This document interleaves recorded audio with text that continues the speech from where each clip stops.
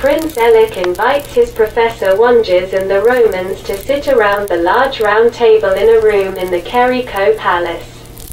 At the age of 13, the prince, all tanned, has the appearance of a courageous and energetic man. Like a true Hun, the prince has a broad breast and a worn belly.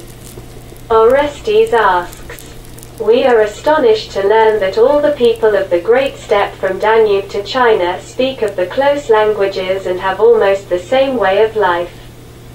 Orestes glances at the Romans and looks at Ellak. Prince Ellak loves legends and historical narratives. Let us ask him to answer your question. He understands Latin well enough but does not yet speak fluently. I will help him translate. Ellak's eyes fill with sparks. Excuse me, but I prefer to listen to the heroic epics and legends than to study the works of the Greek and Latin authors. He looks at Wanges with a smile. I love hunting and long journeys. Our ancestors said that the strength of the Huns comes from their fidelity to traditions. Orestes asks, "We know the legends about Romulus, the founder of Rome. Do you have any of them like your ancestors?" Ellak begins with a certain solemnity in the voice. "I will speak of Modon, the first emperor of the Huns. He lived 6 centuries ago. It is an authentic narrative. The Chinese and the Sogdians also remember it very well. Their merchants often visit our country." Wanges comments briefly. It was the period of the Punic Wars. At the beginning of the power of Rome.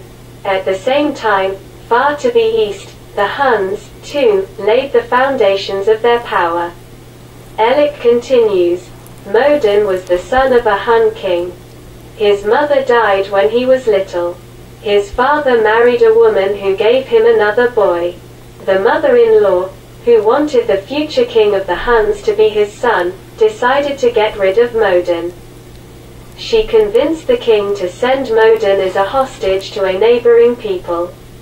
Then she succeeded in provoking war with this people, thus condemning the little prince to death. But this sordid combination did not succeed. The boy showed great courage, succeeds in escaping and returns to the Huns. His father then gave him an army of 10,000 cavalry.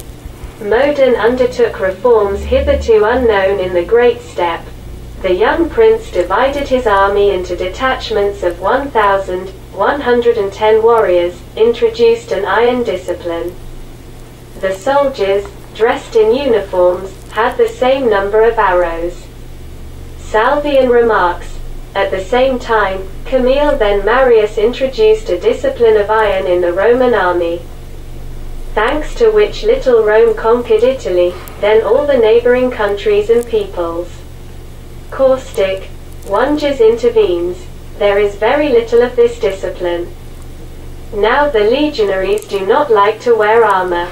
Already, 3 centuries ago, they began to find unbearable the heaviness of their armor, which they carried less and less. Then they obtained permission to no longer wear helmets and cuirasses. The heavy armament of their ancestors became unbearable for their feeble hands. The Goths and Alans, not to speak of the more warlike Huns, feel the advantages of the cuirasses. They easily beat the almost naked Roman soldiers whose heads and chests are open." Orestes expresses his agreement.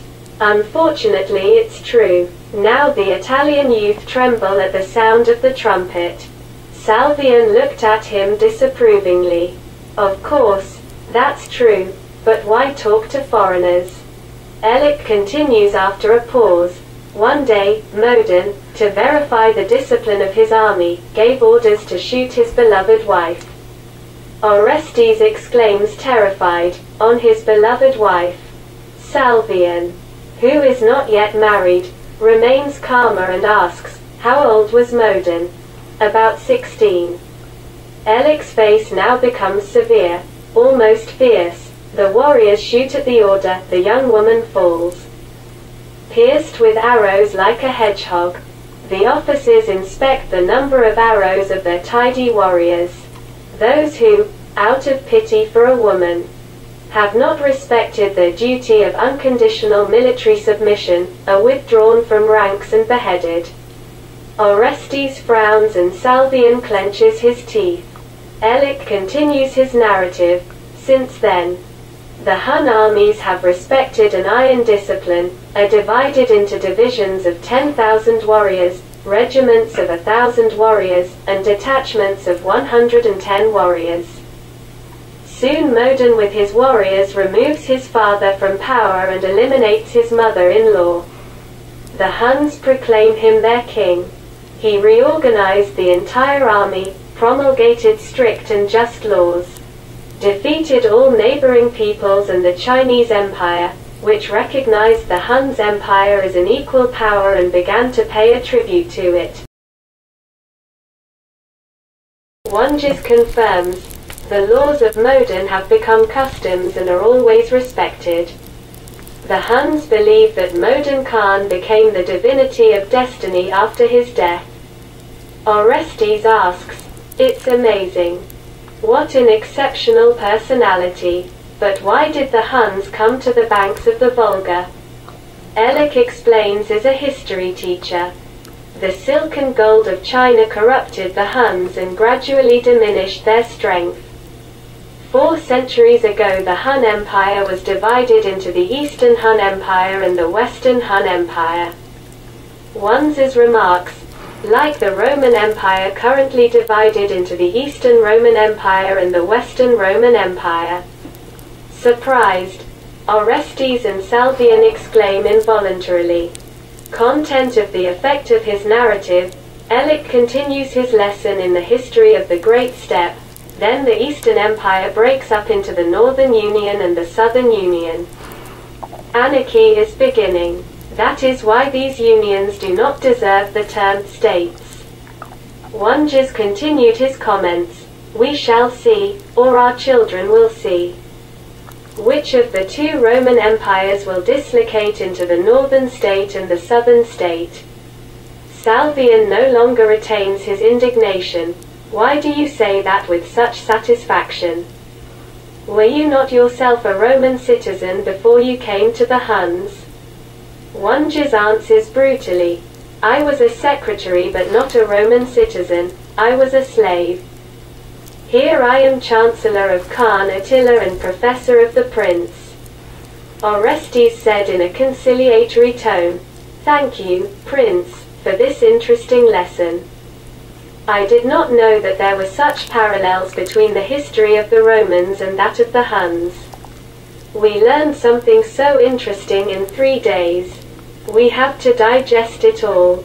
You can write the history of your people, perhaps, but I prefer the heroic epic and the legends, even though I learned our runic script. The city chokes me. I always want to be among the oceans of the steppes. After the Feast of the Sun, I will go to meet my father who returns from a long journey.